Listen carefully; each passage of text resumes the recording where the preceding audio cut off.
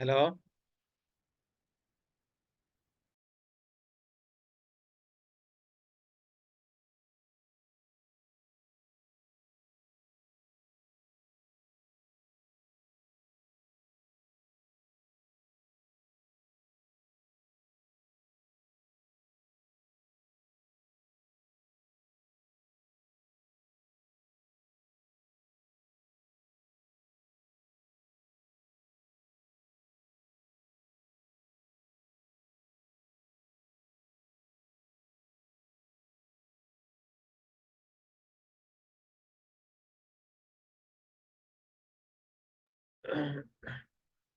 Hello.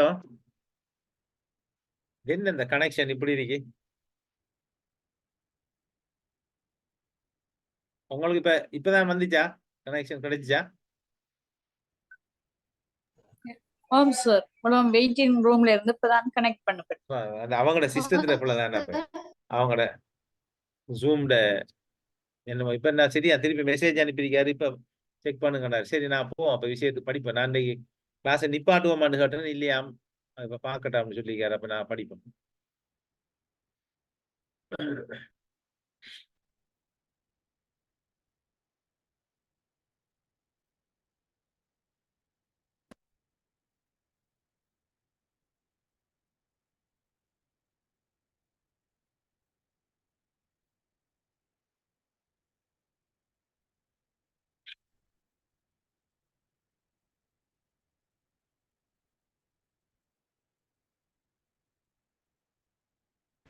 உங்களுக்கு தெரியுதானே? Hello. இப்ப screen தெரியுதா உங்களுக்கு? ஆம் சார்.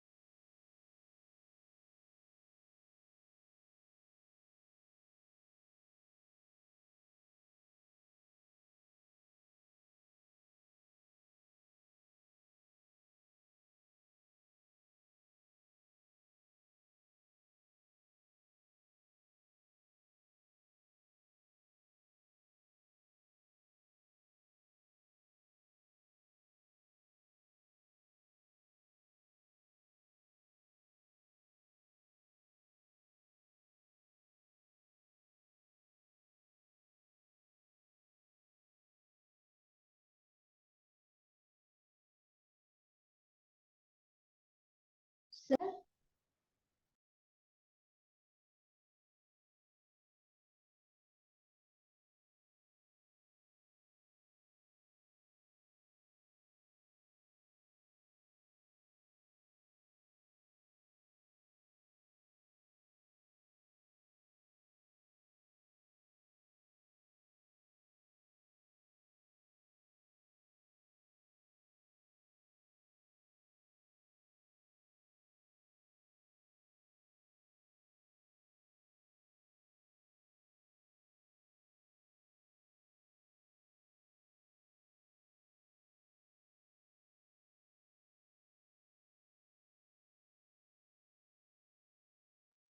சரி, அப்ப நாங்க மாற்றம், அப்ப தொடர்ச்சியான மாற்றத்தை பத்தி நாங்க என்ன செஞ்சோம், காய்ச்சி கொண்டிருந்தோம்.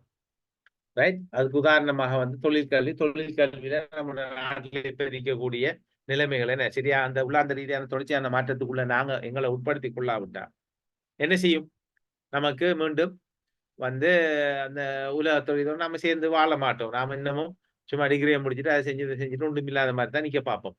ஆனா அந்த டைமை சரியா பயன்படுத்தினவர்கள் தொழிற்கல்வியை கற்றுக்கொண்டு இப்ப வெளிநாட்டுக்கு அங்க போய் உலகத்தோட சர்வதேச அங்க டிகிரி முடிக்கிறாங்க. இப்ப உங்களுக்கு தெரியும், நீங்க என்ன செய்யற மாதிரி அங்க போய் டிகிரி முடிக்கிறாங்க, மாஸ்டர் டிகிரிஸ் முடிச்சு.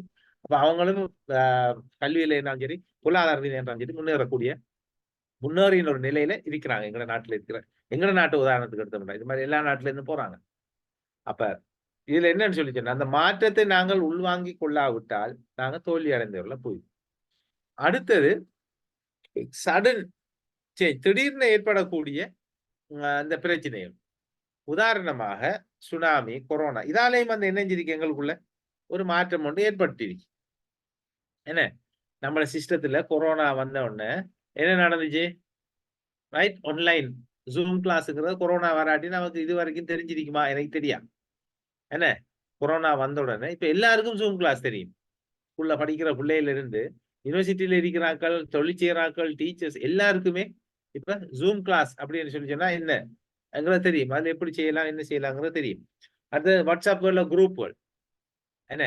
அப்ப இது திடீரென ஏற்படக்கூடிய மாற்றம். இந்த மாற்றத்தை நாங்க என்ன செஞ்சு கொள்ளணும், ஏற்றுக்கொள்ளத்தான் வேண்டும். இந்த மாற்றத்தையும் நாங்க வந்து ஏற்றுக்கொள்ளத்தான் வேண்டும். அந்த மாற்றத்துக்கு நாங்க சேர்ந்து நமக்கு போக இயலாம போனா நாங்க இதுலயும் வந்து என்ன செஞ்சிருவோம், தோல்வி அடைந்த கூட்டத்துல தான் நம்ம சேருவோம். ரைட். இதுக்கு நல்ல ஒரு உதாரணம் வந்து நம்ம இந்த ஜூம் கிளாஸும் இது வந்து கொரோனாவால வந்ததால ஒர்க் ஃப்ரம் ஹோம் அப்படின்ற ஒன்று இருக்கிற வேலை செய்கிறார்கள். குறிப்பாக இந்த ஐடி ஃபீல்டில் இருக்கிற வேலை செய்கிறார்கள் எல்லாரும் இப்போ வீட்டை இருந்துக்கிட்டு சம்பளம் எடுக்காங்க. ஏன்னா ஒர்க் ஃப்ரம் ஹோமா 2.5 லட்சம் 3 லட்சம் 4 லட்சம் எல்லாம் பெரிய சம்பளம் எடுக்காங்க. என்ன, ஆனா நாங்களும் அதே மாதிரி என்ன செஞ்சோம், கல்வித்துறையிலேயும் அதை உட்படுத்தினோம். ஆனா உண்மையிலே வந்து நேரடியான வகுப்பறை கற்பித்தலுக்கும் இந்த ஜூம் அல்லது வேற ஏதோ ஒரு செயலி, ஜூம் இல்ல எல்எம்எஸ் சரிதானே, வேற எந்த ஒரு லேர்னிங் மேனேஜ்மெண்ட் சிஸ்டத்துக்குள்ள வர எதாக இருந்தாலும் வந்து 100% நேரடியான வகுப்பறை கற்பித்தல் தரக்கூடிய எஃபெக்டிவ்னஸை தராது. இது நம்ம நாட்டுல மட்டும் இல்ல.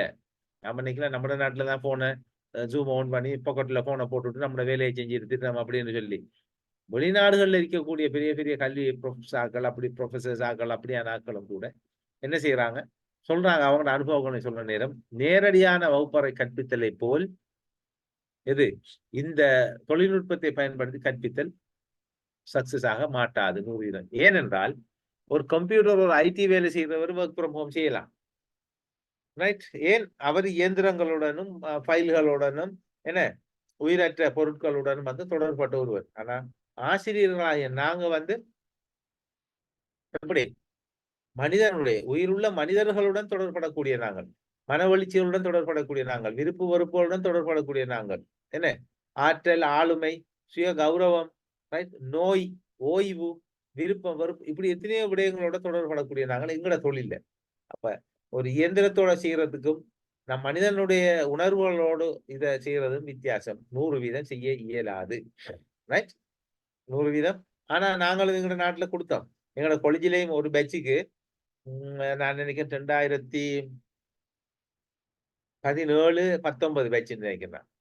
2017-19 பேட்ச் வந்தா 2020-21 ஆயிட்டு அது போறதுக்கு. அதுக்கு நாங்க படிப்பிச்சதும் ஜூம்ல, டீச்சிங் ப்ராக்டிஸே ஜூம்ல செஞ்சிட்டோமே. அப்ப எப்படி நீங்க நினைக்கீங்க? ரைட்? எவ்வளவு கஷ்டப்பட்டது நான் தான் செஞ்சேன். நான் எங்களோட காலேஜுக்கு நான் தான் நேரம் கோஆர்டினேட்டரா இருந்தேன். இப்ப வைஸ் பிரசிடென்ட், அந்த நேரம் அகாடமிக் டிவிஷன் கோஆர்டினேட்டர் நான் தான் பிளான் பண்ணி ஜூம்ல டீச்சிங் ப்ராக்டிஸே செஞ்சிட்டோம். அதுக்கு பிறகு வந்து நாங்க ஃபைனல் எக்ஸாமே என்ஐஇல வந்து எக்ஸாம் டிபார்ட்மெண்ட் ஃபைனல் எக்ஸாமே இதுல வச்சுட்டு எக்ஸாம் டிபார்ட்மெண்ட் என்ஐஇல டிப்ளமா சர்டிபிகேட் நியமனம் கொடுக்கறதுக்குரிய ஃபைனல் எக்ஸாமே ஆன்லைன்ல நாங்க வந்து அசஸ்மெண்ட் ரீதியாக வச்சு மார்க்ஸ் போட்டு அது வந்து எல்லா காலேஜில இருந்தும் எல்லா லெக்சரர்ஸையும் எடுத்து போட்டு கலந்து போட்டு ஒரு பேனல் போட்டு செஞ்சு நாங்க அந்த வச்ச கரையேற்றி விட்டோம் நாங்க. அப்ப ஆனா அது 100% உண்மையிலேயே சரியான ஒரு இஃபெக்டிவான ஒரு கற்றல் கற்பித்தலாகவோ ஒரு கணிப்பீடு மதிப்பீடாகவோ இருக்க மாட்டாது. அது நல்லா தெரியும். ஆனா நாங்க என்ன செய்யணும், இந்த நிலைமைகளை உள்வாங்காட்டி திடீர்னு இப்படி வரக்கூடிய பிரச்சனைகள், சுனாமியால வந்த அழிவுகள் பிரச்சனைகள் என்ன, பாடசாலைகள் அழிந்து போயிட்டு, ஸ்கூல்ல இருந்து ஆவணங்கள் அழிந்து போயிட்டு, டாக்குமெண்ட்ஸ் ஆபீஸ்ல இருந்து எல்லாமே அழிந்து போன நிலையில மனிதர்களும் அழிந்து போய் என்ன, ஆசிரியர்கள் இல்ல, அதிபர்கள் இல்ல, பாடசாலை பிள்ளைகள் இல்ல, பெற்றோர் இல்ல. ஆனா இப்படியான வாயில திடீரென நாங்க என்ன செய்யணும், விரைவாக இந்த மாற்றத்தை நாங்க என்ன செஞ்சோம், எங்களுக்குள்ள ஏற்றுக்கொள்ளணும். விரைவாக ஏற்றுக்கொண்டு, நாங்க விரும்பாத ஒரு மாற்றம், ஆனா வேற வழி இல்லை, ஏற்றுக்கொண்டு அடுத்த கட்ட நகர்வுக்கு போகணும். அப்ப இந்த மாற்றங்கள் வந்து இந்த 2 வகையான இந்த மாற்றம் சம்பந்தப்பட்ட விஷயம் இருக்கு. சரிதானே? ரைட். அடுத்தது இது 2ம் உங்களுக்கு வழங்கி இருக்குன்னு நினைக்கிறேன், நான் இல்ல டவுட் இல்லை. அடுத்தது இந்த மாற்று தலைவர், இப்படியான மாற்றங்களை கொண்டு வரக்கூடிய ஒரு தலைவர், அவர் நாங்க போதனா தலைவர். அது போதனான்னு சொல்லுவது டீச்சிங்.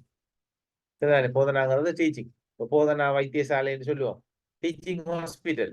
உதாரணத்துக்கு நீங்க கண்டிருப்பீங்க, இப்ப கண்டில, களம்புல, என்ன பெட்டிக்லோல, பதுளையில, குன்னாங்கல்ல டீச்சிங் ஹாஸ்பிட்டல் இருக்கும். அது என்ன, ஒன்று அங்க டாக்டர்ஸுக்குரிய ட்ரைனிங் நடக்கும், டீச்சிங் நடக்கும். அல்லது சொன்னா நர்சஸுக்குரிய டீச்சிங் நடக்கும். ரைட்? அல்லது ஏதோ ஒரு மெடிக்கல் ஃபீல்ட்ல இருக்கிற ஆட்களுக்குரிய ட்ரைனிங் டீச்சிங் நடக்கக்கூடிய ஹாஸ்பிட்டல்ஸா இருக்கு. அப்ப அததான் போதனா வைத்தியசாலை, போதனா தலைவர்னு சொன்னாங்க. இவ்வாறான கற்றல் கற்பித்தல் இந்த செயற்பாடுகளை ஒரு தலைவர், ஒரு நிறுவனத்தினுடைய தலைவர், அதாவது அதிபராக இருக்கலாம். அவர் அதிபராக இருக்கலாம். ஒரு பாடசாலையை பொறுத்த வரைக்கும், ஒரு ஊரை பொறுத்த வரைக்கும், ஒரு கல்வி கோட்டம், நான் சொல்றேன் அத்தியாபன கொட்டாசி என்று சொல்லி சொல்லுவோம் நம்ம சிங்கள ஏரியாவில். அப்ப அந்த கல்வி கோட்டம் என்று சொல்லி சொல்லுவோம். அதுக்கு வந்து அந்த டிவிஷனல் எஜுகேஷன் ஆபீசர்னு சொல்லுவோம். அதே மாதிரி கலாப்பைன்னு சொல்றோம், என்ன ஜோன் வலயம், அங்க ஜோனல் டிரெக்டர். அதுக்குள்ள இன்னும் கொஞ்சம் அது என்ன, அது பிறகு பலாத் இது வந்து அதுல அத்தியாபன இது வந்து அங்கரி. அப்ப என்னது மாகாணம், அது பிறகு கல்வி அமைச்சு அமாத்தாங்க. சரி. அப்ப எங்க இருந்து எந்த மட்டத்துல இருந்தாலும் அவரவர் மட்டத்துல அவரவர் வந்து அங்க என்ன செய்யறாரு, ஒரு தலைவராக இருந்து அதை வழிபடுத்துறாரு. அப்ப அவரை தேவை என்ன, முதலாவது சிறந்த கற்றல் சூழலை உருவாக்கணும். என்ன தேவைக்கேற்றவாறு ஒரு கற்றல் சூழலை நிலைமைக்கேற்றவாறு, தொடர்ச்சியான மாற்றம் என்றாலும் சரி, திடீர் மாற்றம் என்றாலும் சரி, நிலைமைக்கேற்றவாறு என்ன செய்யணும், அவர் அந்த தலைவர், அதான் மாற்று தலைவர் என்று சொல்றாங்க. அவர் என்ன செய்யறாரு, அந்த சூழலை உருவாக்கி கொள்ளணும். அது தலைமைத்துவத்துல முகாமைத்துவத்துல இருக்கிற மிக முக்கியமான ஒரு பண்பு. கற்றல் சூழல் எப்படி வரப்போகுது, பாடசாலையில கலாச்சாரம் என்ன, அதை சரியா வளப்படுத்தணும். அடுத்து பாடசாலை கவிநிலை, பாடசாலையில் நிலைமை, பாடசாலை நிலைமைங்கிற நேரம், வளம், சமூக ஈடுபாடு. ரைட்? நேரம். ரைட்? பாடசாலையில நாங்க எவ்வளவு நேரம் காலம் வந்து அந்த பாடசாலைக்காக நாங்க என்ன செய்யறோம், ஒதுக்குறோம். நம்முடைய கற்றல் செயற்பாடு என்னென்ன வளங்கள், மனித வளம், பௌதிக வளங்கள், சமூக ஈடுபாடு, மக்கள் சமூகம் வந்து எந்த அளவுக்கு இந்த கற்றலை, இந்த இப்படியான மாற்று நிலையில, மாறின ஒரு நிலையில சமூகம் எந்த அளவுக்கு இந்த கல்வியோட தொடர்பட்டிருக்கு. இது வந்து ஸ்கூலோட தெரியும். என்ன பேரண்ட்ஸ் நிலைமையில நாங்க ஸ்கூலை பார்க்கலாம். கவிநிலையில இல்ல, பாடசாலையில கவிநிலை தான் இங்கிலீஷ்ல வந்து நாம அது என்னன்னு சொல்லுவோம். கணேஷ் சார் சொல்லுங்க, நீங்க இங்கிலீஷ் டீச்சரா? கவிநிலைக்கு இங்கிலீஷ்ல என்னன்னு சொல்றேன் சார்? கவிநிலையா சார்? ஓ, அது இங்கிலீஷ்ல, நீங்க இங்கிலீஷ் டீச்சர் தானே? ஓம் ஓம் சார். அதுக்கு அப்ப கவி இல்ல அது தெரிஞ்சிருக்கணும் இல்ல, சும்மா கேட்க, நான் உங்களுக்கு தெரியுமான்னு சொல்லி கேட்க. இல்ல சார், கவிநிலைண்டா இது என்ன சார்? இன்னொரு தமிழ்ல எந்த மாதிரி சார் அது கவிநிலை? சரியா அதான் அந்த சொல் தான் பயன்படுத்தப்படும், கவிநிலைங்கிற சொல் தான் பயன்படுத்தப்படும் தமிழ்ல. சரி, வேற யாருக்கும் தெரியுமா மத்தாக்கள்? இல்ல, கவிநிலைங்கிறது வந்து கிளைமேட். இங்கிலீஷ்ல கிளைமேட் சொல்றோம் தானே, காலநிலை சொல்ற மாதிரி பாடசாலையில ஸ்கூல் கிளைமேட். அப்ப ஸ்கூல் கிளைமேட் என்ன, இப்ப உங்களுக்கு வழங்கும் என்னன்னு சொல்லி, என்னது, பாடசாலையில் இருக்கிற கட்டிட வசதிகள், பாடசாலையில் இருக்கிற சூழல் நிலைமைகள், பாடசாலையில் இருக்கிற தண்ணி, நீர், குடிநீர், உணவு வசதி, பாடசாலையில் இருக்கிற மலசலகூட வசதி, பாடசாலையில் இருக்கிற இயற்கை வசதி வளங்கள், அதாவது மரங்கள், இந்த தோட்டம், ஒன்று விவசாய தோட்டம் வைக்கலாம் அல்லது இந்த என்னது பூந்தோட்டங்கள், ரைட். அடுத்தது வகுப்பறை, பிள்ளைகள் அளவான வகுப்பறையா, சத்தமே அமைதியா படிக்கக்கூடிய சூழலா, கிரவுண்ட்ல விளையாடுற ஸ்கூல் டிஸ்டர்ப் இருக்குமா இருக்காது, இதெல்லாம் சேர்ந்ததுதான் கவிநிலை. அந்த கற்றூழலுக்குள்ள வருது. அது ஸ்கூல் கல்ச்சர், பாடசாலை கலாச்சாரம் ஒன்று இருக்குதானே. அது பொதுவாக பெரிய ஸ்கூல்கள்ல ஸ்கூல் கல்ச்சர் கொஞ்சம் வித்தியாசம் இருக்கும். பெரிய ஸ்கூல்ஸ் அப்படியான அப்படியான நாட்டுல ஒரு ஒரு ஒரு பெரிய ஸ்கூல்னு சொல்ல ஸ்கூல் தெரியும். தமிழ் ஸ்கூல் இருக்கும், சிங்கள ஸ்கூல்ஸ் தான் கூட இருக்கும். தமிழ் மீடியம் பிள்ளைகளும் படிப்பாங்க, ஆனா அந்த அடிப்படை வந்து பேஸ் சிங்கள மீடியம் இதை இந்த ஸ்கூல் இருக்கிற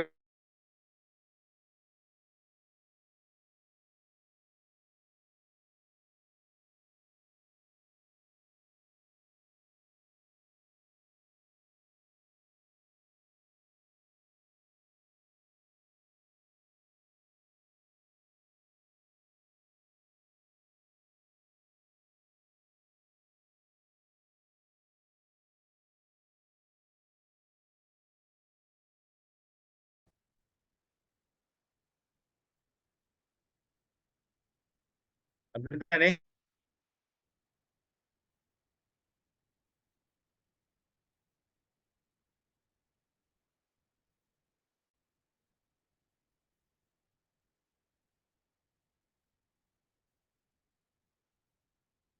ஸ்கிரீன் தெரியுதா இல்லையே? என்ன தெரியலையே உங்களுக்கு? இல்ல சார், தெரியல சார். கொஞ்சம் லோடிங் வருது, ஸ்கிரீன் ஷேர் இஸ் லோடிங் வருது. கொஞ்சம் இருங்க, என்ன திருப்பி டிஸ்கனெக்ட் ஆகுது.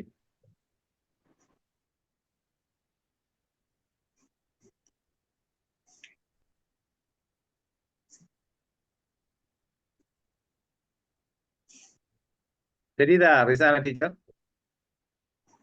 இல்லையே. இல்ல சார், இல்ல சார். இல்ல சார். இல்ல இந்த அதான் ஸ்கிரீன் ஷேர் இஸ் லோடிங் என்று வருது.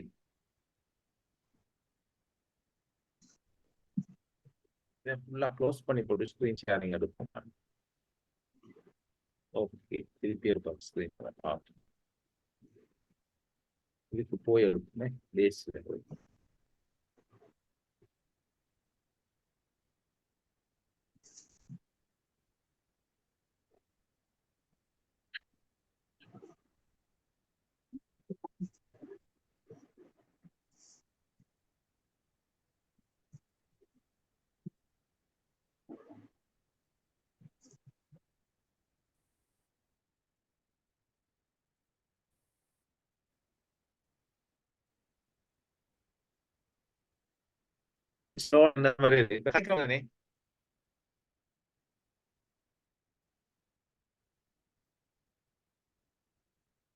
கேக்குதா?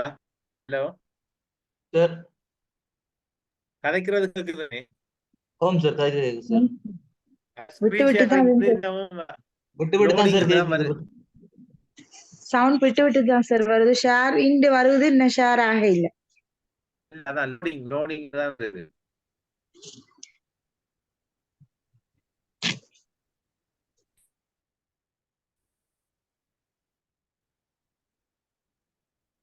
நாம கல்பம் வந்தோம், நான் சொல்றேன். நான் அப்ப என்னத்த காரியம்?